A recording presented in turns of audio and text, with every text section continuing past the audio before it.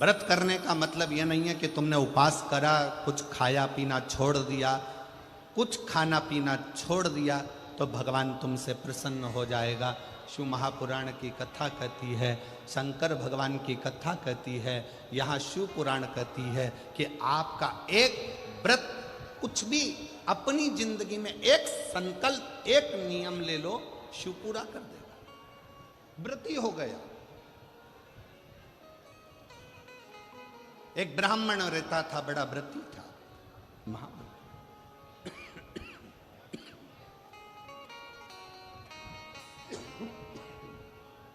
और वो महाव्रती ब्राह्मण,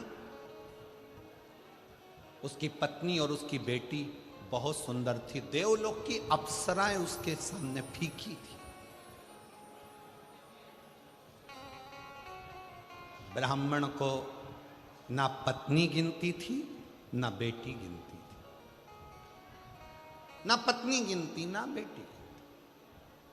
खूब अपशब्द कहते, पत्नी ताना दे देती, आड़ा टेढ़ा बोल देती, अपशब्द कह देती। शिव महापुराण की कथा कहती है, तुम्हारे बच्चे घर में जन्म ले लेना, बच्चों का जन्म आपके घर में हो गया ना, तो पति से निवेदन है, पत्नी को गाली देकर बात ना करे, और पत्नी से निवेदन है, पति को अपशब्द कहकर बात ना करे, नहीं तो आपका बुढ़ापा बिगड़ेगा जरूर। बुढ़ापा जरूर बिगड़ेगा। कारण क्या है? आप अपनी पत्नी का आदर नहीं करोगे तो बुढ़ापे में आपके बच्चे भी आपकी पत्नी का आदर नहीं करेंगे। आप अपने पति का आदर नहीं करोगे तो बुढ़ापे में आपके बच्चे आपके पति का आदर नहीं करेंगे, और तुम दोनों का बुढ़ापा धीरे धीरे धीरे धीरे बेकार हो जाएगा। बेकार। सम्मान करो। अपने बच्चों के सामने कभी मत कहो कि तेरी माँ में अक्ल नहीं है। भले वो पढ़े लिखी नहीं है, भले उसने बीए एमबीए नहीं करा, भले उसने सीए नहीं बनी, भले वो डॉक्टर नहीं, इंजीनियर नहीं, पर अपने बच्चों के सामने ये बात रखो, तेरी माँ के बराबर कोई विद्वान नहीं है, तुझे विद्वान वो बना कर रखेगी, ये निश्चित है। कई माता पिता अपने बच्चों के सामने अपने को ऊंचा दिखाने के चक्कर में अपने पिता को अपशब्द कर, तेरे बाप में तो अकल नहीं है, रत्ती भर की अकल नहीं है, बच्चों के लिए कमाते बन नहीं रहा, यहां वहां घूमता रहता है, तेरा बाप तो पगला है। इस तरह के शब्द जब हम अपने बच्चों के सामने कहते हैं तो बच्चों की दृष्टि में पिता का मान घटते जाता है। कई पिता अपनी पत्नी के लिए कह देते हैं, तेरी माँ में अकल नहीं है, गंवार है, इसका पूरा खानदान बेकार है, पढ़े लिखे तो है नहीं, पूरे ढोर हैं, अकल नहीं है। हम अपने बच्चों के सामने जब पत्नी को इस तरह का शब्द कहते हैं, बच्चों की दृष्टि में वो माँ का सम्मान घटते जाता है।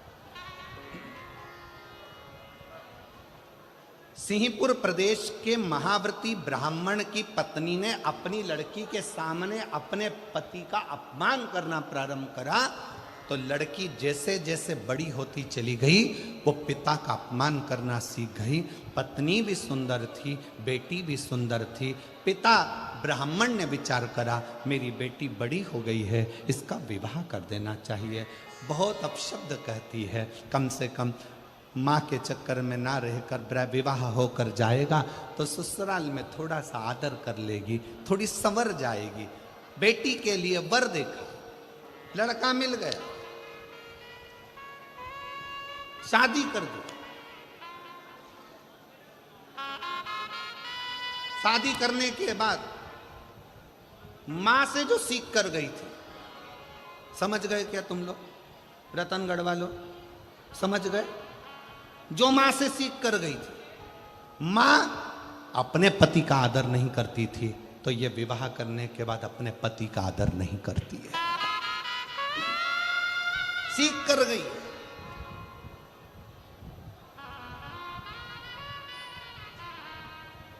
निवेदन है,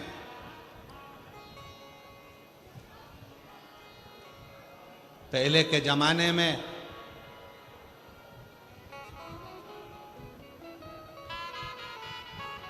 लड़की को डर लगता था सास कैसी मिलेगी। आज के जमाने में सास की रातों की नींद उड़ जाती है, जगदम्बा कैसी आएगी, कैसी कैसी। क्यों? पहले के जमाने में 4 लड़के रहते थे तो चिंता नहीं रहती थी। आज के जमाने में ले दे के एक तो बेटा और उसी की धर्म पत्नी आना है, और वो भी लड़ झगड़ के अपने ही रतनगढ़ में अपने से ही अलग होकर दूसरी जगह जाकर रहेगी। लोग क्या कहें? सोचना पड़ता, 50 बार विचार करना पड़ता।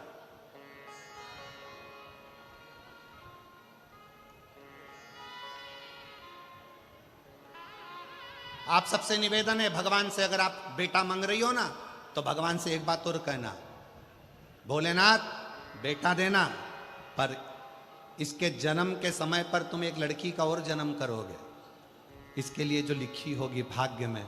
तो बेटा जब मांगो तो भगवान से कहना, इसकी जो पत्नी मिले ना, ऐसी मिले जो मेरी सेवा करती रहे, इतनी कृपा और कर देना। बस करुणा, इतनी दया और।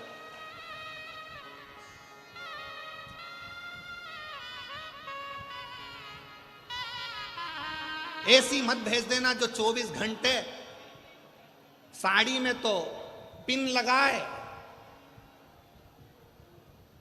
ब्यूटी पार्लर से आए और दिमाग हमारा खाए। ऐसी मत भेज दे, ऐसी नहीं चाहिए। प्रेम परोसने वाली। बेटी ने अपनी मां से सीखा था, क्योंकि मां पंडित को गिनती नहीं थी, ब्राह्मण को, जो व्रती ब्राह्मण था उसको अपशब्द कहती थी, ताना देती थी, गाली देती थी, आड़ा टेढ़ा करती थी, दिन रात कोसती थी, दिन रात कोसती थी। कोई दूसरा आता, ब्राह्मण की पत्नी का आदर करता, सम्मान करता, तो ब्राह्मण की पत्नी उसको खूब सम्मान देती थी। उसके लिए अंदर जाके शरबत बना कर लाती, सुंदर सुंदर भोजन बना कर लाती, उसको खिलाती। पति बैठा रहता, उसको कुछ ना देती। यही कि यही लड़की ने सीख लिया, और लड़की का विवाह हुआ, ससुराल गई। ससुराल में जाने के बाद वहां पर जो माँ से सीख कर गई थी वैसा ही कि वैसा ही क्रम करा। परिवार के बाकी के लोग आते तो उनसे हंस बोल कर बात करती, पति का अपमान करती, अपशब्द कहती। पति ने अपने परिवार वालों को बुलाकर कहा कि इसको इसके मायके भेज दो, और ये वहां जाकर थोड़ा सीख कर आए। अब कौन समझाए कि जो सीख के आई है वही तो कर।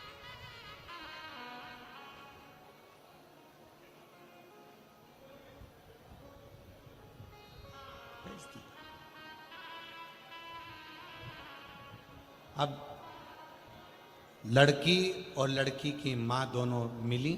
पिताजी ने अपनी बेटी को बिठाकर समझाया, बेटा ससुराल में सबका आदर करना सीख, सम्मान करना सीख। इतने में माँ जूड़ा बांधती बांधती आई और आकर बोली, ये अपना ज्ञान अपने पास रखो। आज तो मेरी बेटी से कह दिया, आगे से कुछ कहने की जरूरत नहीं है। ब्राह्मण ने कहा, ये जितनी तुम्हारी बेटी है उतनी मेरी भी बेटी है। मेरा फर्ज बनता है अपनी बेटी को उपदेश देना। शिव महापुराण का ये चरित्र, सिंहपुर प्रदेश के ब्राह्मण का ये चरित्र हमें बता रहा। उतना मेरा भी फर्ज बनता है कि मैं इसको समझाऊं। अपना ज्ञान अपने पास रखो, अपनी विद्वत्ता अपने पास रखो। मंदिर में घंटी बजाना और शंकर जी को एक लोटा जल चढ़ाना, इसके सिवा तुम्हारे पास कुछ नहीं रखा है। व्यर्थ की बात करते हो। मेरी बेटी ससुराल में जो करना चाहे वो करेगी। ससुराल वाले रखें चाहे ना रखें। माँ ने पत्र लिखकर भेज दिया, मेरी बेटी तो जैसी रही है वैसी रहेगी। ससुराल वालों ने हाथ जोड़कर लिखकर भेज दिया, आपकी बेटी आपके पास रखिए, हम भगवान का भजन करने वाले हैं।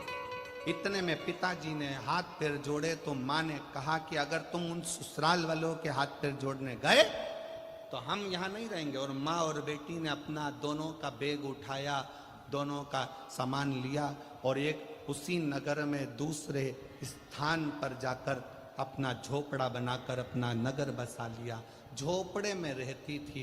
अब धीरे धीरे दोनों माँ बेटी ने एक कार्य चालू कर दिया कि माँ भी सुंदर थी और बेटी भी सुंदर थी, तो पर पुरुष पर दृष्टि देने, पर पुरुष पर दृष्टि। अब इनकी सुंदरता देखकर, मां की सुंदरता देखकर पुरुष आ जाते, बेटी की सुंदरता देखकर, उनकी युवान अवस्था देखकर पुरुष आ जाते। छोटा सा झोपड़ा था, धीरे धीरे महल बनता गया, महल बनता गया, खूब अच्छा राशि ठाठ हो गया। ब्राह्मण वही शंकर के मंदिर जाना, झाड़ू लगाना, पोछा लगाना, प्रणाम करना, वही क्या कर।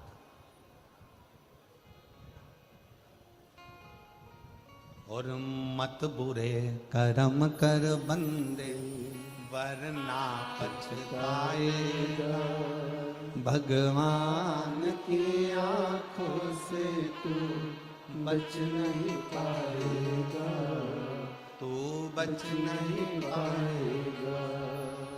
अरे ओ अज्ञानी मत कर नादानी, अरे ओ अज्ञानी मत कर नादानी, तेरे कर्म का फल भी तू ही पाएगा, जैसा किया तूने तेरे आगे आएगा।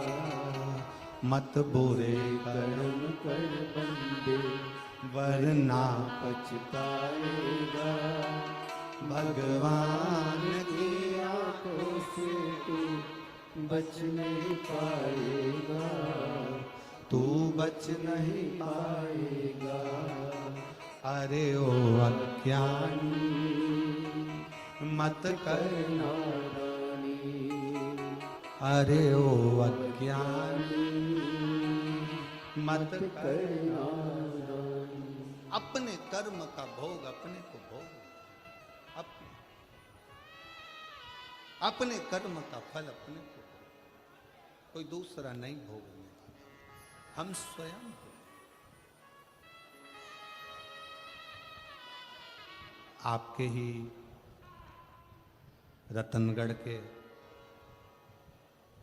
श्याम बाबा के भक्त, श्याम बाबा की कथा कहने के लिए निरंतर तल्लीन रहने वाले श्री भाई मनुश्री जी यहाँ पधारे हैं, जो इस पवित्र पावन शिव महापुराण कथा के रस तत्व को ग्रहण करने के लिए यहाँ पधारे।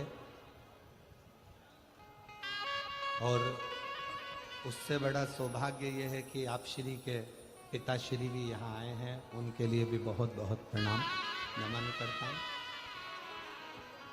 शिव कृपा कहते हैं, शिव कथा का, भगवान शंकर का संवाद करता है। मनुश्री जी की वाणी में ऐसा लगता है कि स्वयं श्याम बाबा अपनी कथा का गुणगान करते हैं, और इतनी सुंदर वाणी से आप हमेशा शिव कथा का, श्री श्याम कथा का वर्णन करते रहते हैं। बहुत बहुत साधुवाद है, प्रणाम करता हूँ। शिव कथा कर रही है, शिव महापुराण की कथा कर रही है सिंहपुर प्रदेश का वो व्रती ब्राह्मण।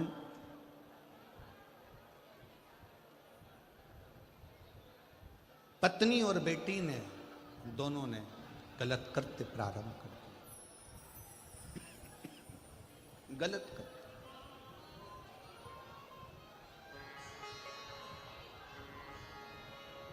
और ऐसा पुरुषों को अपनी ओर आसक्त करना,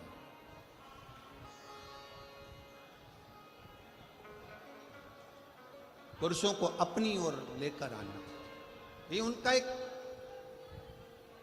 क्रम बन गया। क्यों दी परमात्मा ने सुंदरता, किस लिए दी? सुंदरता क्यों दी गई है, किस लिए प्रदान करी गई? शिव महापुराण की कथा कहती है अगर भगवान ने सुंदरता दी है तो वो केवल गलत कृत्य के लिए नहीं, परमात्मा ने सुंदरता दी है तो ये दिखाने के लिए दी है कि आप सुंदर होने के बाद भी भगवान के गुणगान में लगे हो, मतलब ये दूसरे को प्रेरणा दे, दूसरे की प्रेरणा आई।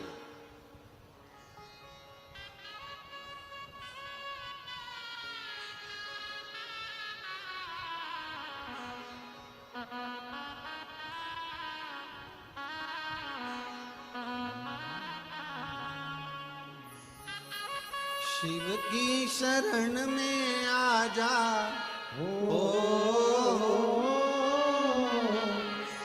शिव की शरण में आ जा, बाबा की शरण में एक बार आ जा, भोले की शरण एक बार